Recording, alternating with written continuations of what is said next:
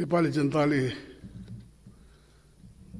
दशकौंदेखि गरेको ठुलो त्याग, तपस्या र अतुलनीय बलिदान पश्चात हामीले देशमा संघीय लोकतान्त्रिक गणतन्त्रात्मक शासन व्यवस्था प्राप्त गरेका छौँ। संविधानले बहुदलमा आधारित बहुदलीय प्रतिस्पर्धात्मक संघीय लोकतान्त्रिक गणतन्त्रात्मक संसदीय शासन प्रणालीको व्यवस्था गरेको छ। संविधानले समानुपातिक समावेशीको सिद्धान्तलाई अंगीकार गरी राज्यलाई समावेशी चरित्रको बनाएको छ। यस्तो राजनीति प्रबन्ध सहितको यो संविधान नेपाली जनताको धेरै पुस्ताको रगत पसिनाबाट सिंचित हुर्काएको बिरुवा हो। म आजका दिनमा लोकतन्त्रका लागि जीवन आहुति दिएका प्रातस्मरणीय शहीदहरूलाई सम्मानपूर्वक स्मरण गरिरहेको छु। लामो जेल यातना, प्रवासको कष्ट वा अन्य शारीरिक, मानसिक, आर्थिक कष्ट बिहोरेका आफूभन्दा पहिलेको र आफ्नो पुस्तालाई पनि सम्झिरहेको छु। र नयाँ पुस्ता जसले संविधान बनाउन, लोकतान्त्रिक व्यवस्था स्थापनाका लागि महत्त्वपूर्ण सङ्घर्ष गरेको छ, त्यो पनि मानस पटलमा ताजै छ। आज मेरो मनमा प्रश्न उठिरहेको छ कि हामीले बलिदानबाट स्थापित गरेको लोकतान्त्रिक व्यवस्था र संविधान बमोजिम मुलुक चलिरहेको छ कि हाम्रो राजनीतिक गतिविधिहरू लोकतान्त्रिक मूल्य मान्यतामा आधारित उच्च नैतिक चारित्रिक धरातलमा उभिएको छ।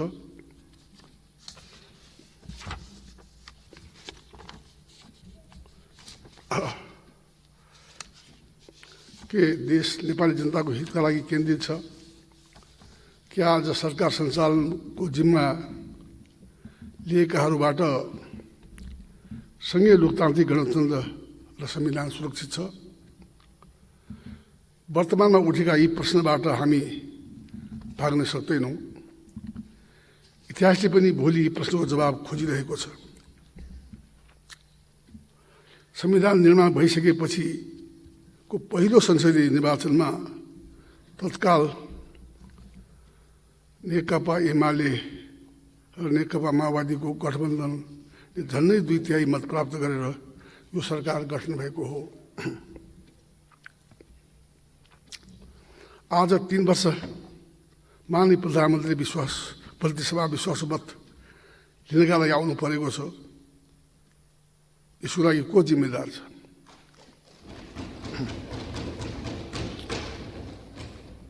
यो परिस्थितिको लागि स्वयं प्रधानमन्त्री जिम्मेदार हुनुहुन्छ। हाम्रो संविधानले प्रधानमन्त्रीलाई कार्यकारी प्रमुखको हैसियतले सम्पूर्ण अधिकार दिएको छ। देश र जनताको हितमा काम गर्न उहाँलाई कसले कहिले कहाँ रोक्यो? हामीले प्रतिपक्षका रूपमा हमेसा रचनात्मक र सहयोगी भूमिका निर्वाह गऱ्यौँ।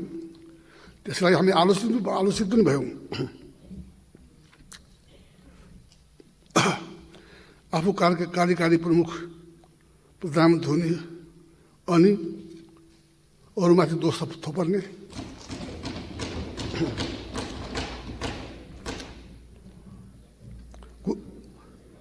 अरूमाथि दोष र गुनासो थोपारेर जिम्मेदारीबाट प्रधानमन्त्री भाग्नु पाउनुहुन्छ? यो सरकार गठनपछि विगत 3 वर्षको मूल्याङ्कन गर्दा माननीय केपी शर्मा ओलीजीको सरकार पूर्ण रूपले असफल भएको छ। माननीय प्रधानमन्त्रीलाई के आग्रह गर्न चाहन्छु भने मानिस दुनियाँबाट भाग्न सक्छ, आफैबाट भाग्न सक्दैन। एकपटक छातीमा आग राखेर हात राखेर भन्नुहोस्, आफैले आफैलाई सोध्नुहोस्, यो अवस्था तपाईँले सिर्जना गर्नुभएको अङ्गगणितीय दम्भ, राजनीतिक व्यवस्था, कुशासन र भ्रष्टाचारको कारण होइन। मान्य सभामुखज्यू, हामी अहिले यो संसदमा छलफल गरिरहेको अवस्थामा बाहिर नेपाली दिदीबहिनी दाजुभाइहरू कोभिड-19 को महामारीमा परि घरमा, बाटोमा, एम्बुलेन्समा, अस्पतालमा अक्सिजन नपाएर छटपटेर मरिरहेको दयनीय अवस्था छ। अस्पतालमा बेड, आइसियु, भेन्टिलेटर नपाएर नागरिकहरूले ज्यान गुमाउनु परिरहेको छ। कोरोनाको महामारी प्रारम्भ भएको 1 वर्षभन्दा बढी समय भइसक्यो। सरकारले नियन्त्रण रोकथामको कुनै व्यवस्था गरेको छैन। हाम्रो पार्टीले कोभिड-19 को प्रकोप प्रारम्भ हुँदा नै सरकारलाई सहयोग गर्ने प्रतिबद्धताका साथै समयमै निर्माण र रोकथामको उपाय अपनाउन पटक पटक ध्यान आकर्षण गराउँदा पनि सरकार सचेत र गम्भीर देखिएन। विज्ञहरूले कोभिड-19 को पटक पटक लहराउन सक्ने जुनसुकै बेला जोखिम बढ्न सक्ने भनी दिएको चेतावनीलाई सरकारले सुन्दै सुनेर समयमा कोभिड-19 विरुद्धको खोपको व्यवस्था गरेन, जुन कुरा समय अगाडि नै गर्नुपर्थ्यो। फलस्वरूप अहिले नेपाल विश्वमा नै कोभिड-19 को उच्च जोखिममा रहेको देशहरूको गणनामा राखिएको छ। यस्तो अवस्था आउनुमा यो सरकार पूर्ण रूपमा जिम्मेदार छ कि छैन? बेलेमा सरकारले काम गर्नुपर्ने काम नगरेको, सामधानी अपनाएका कारण भयावह अवस्था सिर्जना भएको छ। 2 हप्ता अगाडि संक्रमितको संख्या निकै बढ्न थालेको अवस्थामा प्रधानमन्त्रीजी ठुलो तामझामका साथ तयार हुनु बाँकी नै रहेको धरहरा उद्घाटन गर्न जानुभयो। यो गैर जिम्मेदारीको नमुना हो।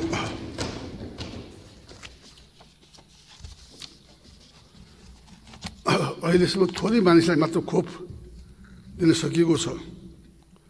कमिसनको कारण खोप आउन नसकेको कुरा सार्वजनिक भइसकेको छ। जनताको जीवन रक्षा गर्ने औषधिमाथि पनि भ्रष्टाचार गर्नु अमानवीयता, अनैतिकता र गैर जिम्मेदारीको पराकाष्ठा जनता विरुद्धको अक्षम्य अपराध हो। जनताको जीवन रक्षा गर्नुपर्ने सरकार स्वयं जीवनदायी औषधि खोप भ्रष्टाचारमा संलग्न हुनुले पनि यो सरकारको नैतिक चरित्र उदाङ्गो भइसकेको छ। 1 वर्ष पहिले कोभिड-19 को पहिलो लहर सुरु हुँदा सरकारले आयात गरेको स्वास्थ्य सामग्री, PPE, कोभिड-19 को परीक्षणको सामग्री, मास्क, सेनिटाइजर, अत्यावश्यक औषधिमा भ्रष्टाचार भयो अनि खोपमा भ्रष्टाचार भएको छ। यो भन्दा निर्लज्जता के हुन सक्दछ? व्यापारिक घरानाहरूलाई पोस्नका लागि तपाईँले नेपाली जनताको जीवन दाउमा लाग्नु भएको त त्यो इतिहासले बिर्सिन्छ? म यस सम्मानित सदन मार्फत माननीय प्रधानमन्त्रीलाई स्मरण गराउन चाहन्छु, औषधि बुरो नपाएर कुनै पनि नेपालीले ज्यान गुमाउनु पर्ने छैन भनी तपाईँले नै भन्नुभएको हो कि आज ज्यान गुमाइरहेका नेपाली होइनन्। कहाँ गयो तपाईँको प्रतिबद्धता?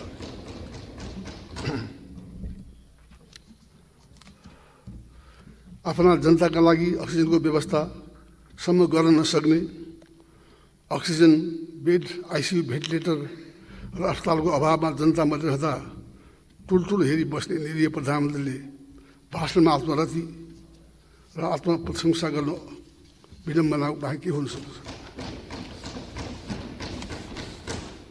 माननीय सभा महोदय, सरकार गठन भएको दिनदेखि नै संघीय लोकतान्त्रिक गणतन्त्रको संविधान जोखिममा परेको छ।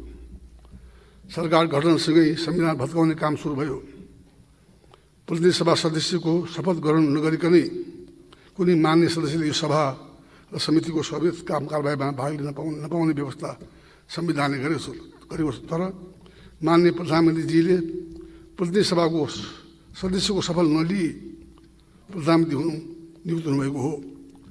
प्रतिनिधि सभाको सभामुख र उपसभामुख फरक फरक दलको प्रतिनिधि हुनुपर्ने संविधानको भावनालाई अव्याख्या गरी दल एकीकरण भएपछि एकै दलका प्रतिनिधि कायम राख्नुभयो। संविधानको यो बाध्यात्मक व्यवस्थालाई लत्याउने बदले राखी हालसम्म पनि प्रतिनिधि सभालाई उपप्रमुख उपसभामुख बिही राख्ने काम भएको छ। यो राख्नुमा जिम्मेदार को छ? देशको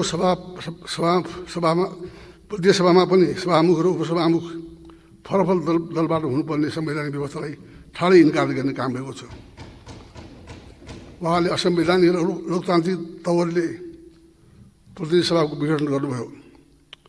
प्रतिनिधि सभा विघटनलाई हामीले तत्कालै असंवैधानिक अलोकतान्त्रिक र अधिनायकवादी सर्वसत्तावादी कायम ठहर गऱ्यौँ।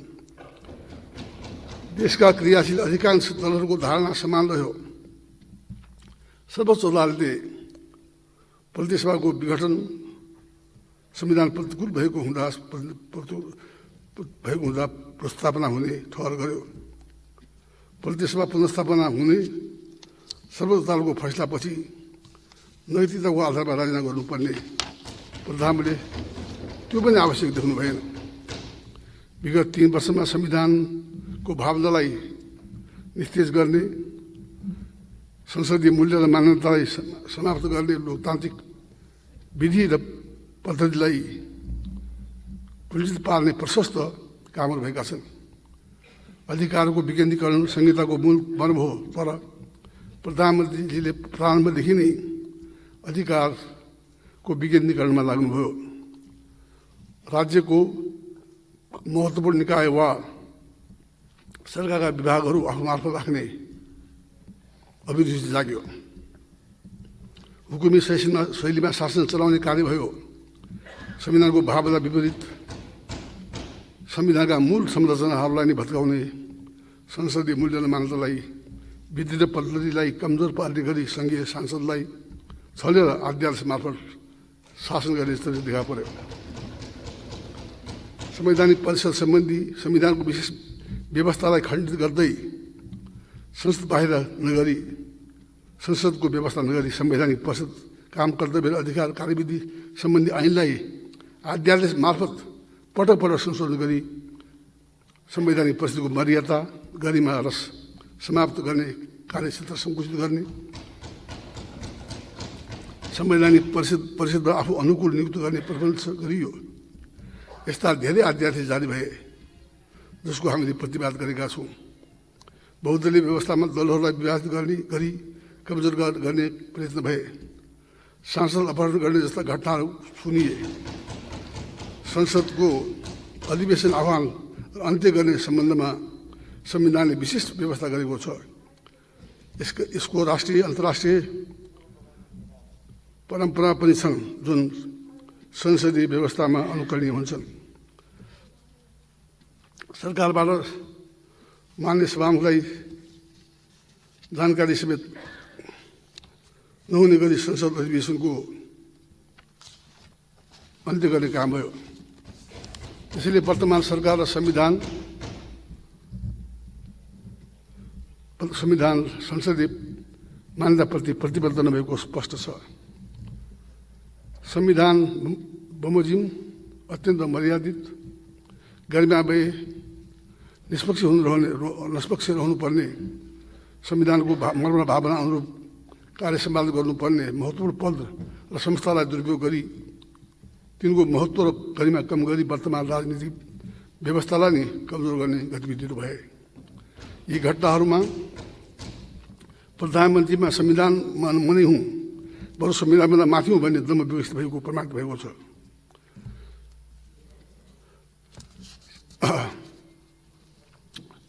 माननीय संविधान सभामुख महोदय, बितेका 3 वर्षमा देशमा भ्रष्टाचार मौलाएर आयो। भ्रष्टाचारका ठुला ठुला काण्ड भए। सरकारको बहुमूल्य जग्गा र सम्पत्ति बिना मूल्य व्यापारिक घरानाहरूसँग मेलमुतो गरी लिजको नाममा दिए। मन्त्री स्वयं कमिसनको खेलमा लागेको घटना सार्वजनिक भए। कोभिड-19 को रोकथाम र नियन्त्रणमा सम्बन्धित औषधि सामग्री खोप खरिदको अनियमितता सतहमा आयो र राष्ट्रिय गौरवका महत्त्वपूर्ण योजनाहरू आर्थिक अनियमितता र भ्रष्टाचारको कारण अल्पत्ता परेका छन्। यी कुनै पनि विषयमा विश्वसनीय छानबिन र कारबाही नभएको तथ्य हेर्दा प्रधानमन्त्रीको भ्रष्टाचार नियन्त्रणमा रुचि भएको देखिएन। बरु प्रधानमन्त्रीले अनियमितताको बचाउ गरेको देखियो। सरकारले सुशासनको प्रत्याभूति गर्न सकेन। माननीय सभा महोदय, संविधानको कार्यान्वयनको सन्दर्भमा पनि सरकार असफल भयो। संहितालाई सुदृढ गर्न तत्काल बनाउनु पर्ने आवश्यक कानुन हालसम्म बनेका छैनन्। फलस्वरूप प्रदेश सभा सरकार स्थानीय तहले संविधान बमोजिम आफ्ना अधिकारको प्रयोग गर्न सकेका छैनन्। यस विषयमा